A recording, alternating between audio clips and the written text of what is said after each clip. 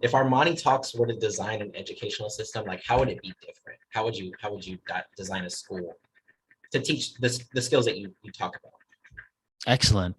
So my philosophy is very different from formal education, where in formal education, we got the theory first, we got tests, and practice was optional.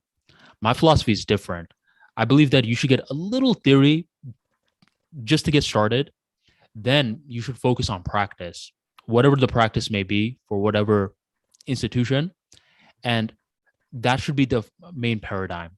So a little theory and focus on the practical education. Now, to give you an example, for engineering students, for example, we had for the first 2 to 3 years theory regarding how a capacitor worked, how a battery worked, how a diode worked.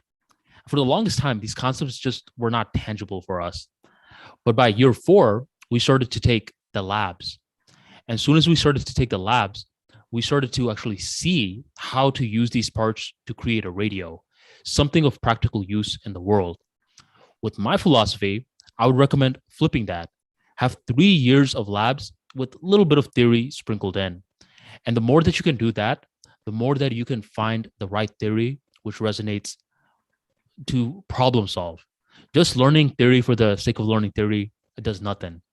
But if you are learning theory with the intention to problem solve, now things are winning. So to answer your question, I mean, it really comes down to reversing what we currently have from theory predominant to practice predominant, and you sprinkle in theory as a complement rather than the full entree.